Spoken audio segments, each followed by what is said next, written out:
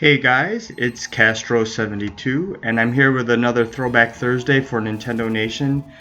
This time around, I'm doing a pretty obscure NES game which many people don't know about, somewhat rare. It's called Zombie Nation, and actually it's called Samurai Zombie Nation, as the in-game title screen calls it. And it was made in 1990 by a developer called Kazi, if I'm saying that right, and it was published by Meldak. It was first released in Japan in December 14, 1990 under the title Abarenbao Tengu, which was literally translated to mean Hooligan Tango, before being released later in the United States on January 1991. This game features a juxtaposition of zombies and samurai. In Samurai Zombie Nation, the floating samurai head Namakubi goes to the United States to destroy Darkseid, an alien who crashed to Earth via meteorite in 1999 and turned all of the American people into zombies and took control of various deadly weapons. Namakubi must recover the samurai sword Shura and destroy Darkseid and its minions.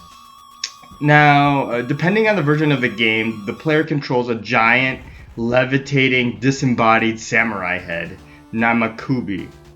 I guess that means freshly severed head in Japanese. Or either that or a giant Tengu mask. The player can destroy structures and enemies by shooting rapid-fire eyeballs and vomit at them. Enemies include zombies, snipers, zeppelins, and lava monsters. The player can upgrade his or her firepower by rescuing zombie hostages that leap out of structures when destroyed. The player starts every level with a full life bar of 8 units, displayed as mini Namakubi heads on the bottom of the screen. And as the player gets hit, the life bar decreases. When it's down to 1 bar remaining, the music changes to a dramatic theme. The game ends when the player loses all 8 units on his or her life bar or is crushed by the scrolling of the screen. However, the player can regenerate some of his or her life by defeating enemies and structures. In addition, the player gets 6, increasing by 1 for every stage section completed up to a maximum of 9, continues to beat the game. Zombie Nation features 2 difficulty levels, easy and hard. I'm playing easy here. It also allows a player, like in the Mega Man series, to select any stage at will. Once a stage is selected, the following stages will be played sequentially, cycling from stage 4 back to 1. The objective is to clear all 4 stages and then destroy the final boss, Darkseid. So, basically, it's a shooter. The plot of both Zombie Nation and Abarenbao Tengu takes place in 1999 when a meteor known as Darkseid, Eva in the Japanese version, crashes in the Nevada desert. Darkseid/Eva then shoots magnetic rays and turns the people of the United States into zombies. Darkseid/Eva also brings the Statue of Liberty to life to follow its commands. The magnetic rays also allows Darkseid/Eva to control many deadly weapons, including the most powerful of all, the legendary samurai sword Shura. The head of the samurai Namakubi hears of Shura's falling into Darkseid's clutches. He then heads to the United States to destroy Darkseid, free the American people from the looming zombification, and reclaim the samurai sword Shura.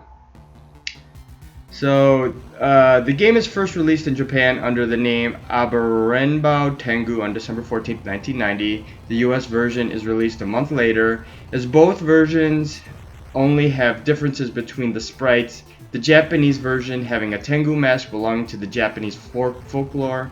The US version has a major graphical and story changes, replacing the Tengu mask with the decapitated samurai head. Aside from the differences, both games are practically identical, with the Japanese version having only a few major differences. In Abarenbao Tengu, the player must obtain the rapid fire ability. In Zombie Nation, the player starts with it. The main character sprite is not that of a flying samurai head, but not the flying samurai head Namakubi, but that of a Japanese Konoha Tengu head. The title screen is different with the Tengu head being incorporated into it. And the boss of round 1 is an evil Statue of Liberty in both games, but with a slightly different sprite. Instead of being green with snakes in place of its crown in Zombie Nation, it's red and has a normal crown. So, like I said, this is a horizontal shooter, kind of in the vein of Gradius, I guess. But honestly, it pales in comparison. And while playing this game, I honestly wasn't sure if I was playing it right. And that's why when you watch this video, you'll see me start the game after dying. So like several times. So I used somewhat like a large number of continues, maybe like 4 in here. I can't remember. One funny thing about it, is that the game depicts yourself as a severed head, and you're huge, because like in relation to the buildings, you're at least 1 story tall.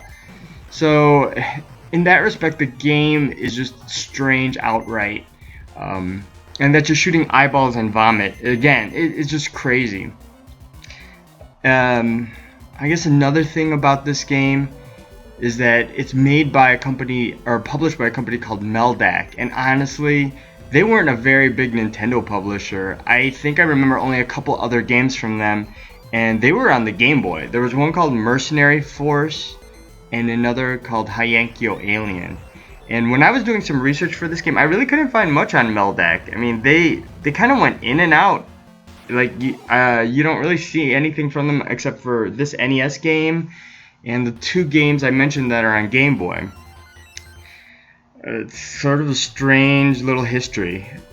Also, because this game came out so late in 1990, no one really knows about it. Everyone's moved on to the SNES by this point, and this game fell into obscurity, and with good reason. I mean, like, I can't imagine someone even testing this game out and looking at it and being like, what the hell is going on here?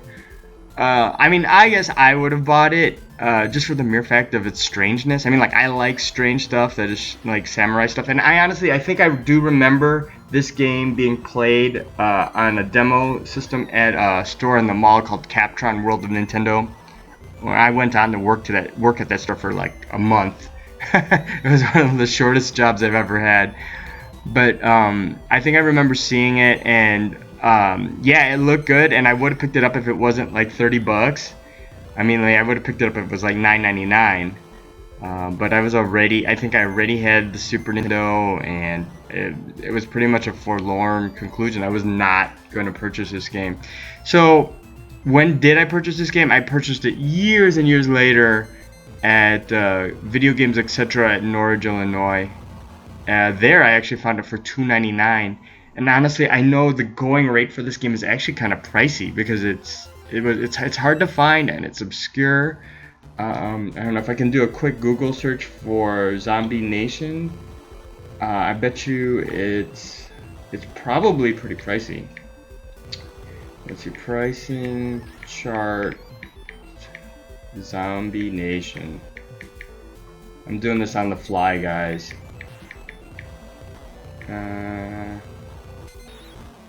So I guess for a loose copy, you'd be paying $275. I'll bet my copy has like damage on the label, but I only paid $2.99. Anyway, thanks a lot, guys. Happy Throwback Thursday, and continue to sign up for Nintendo Nation.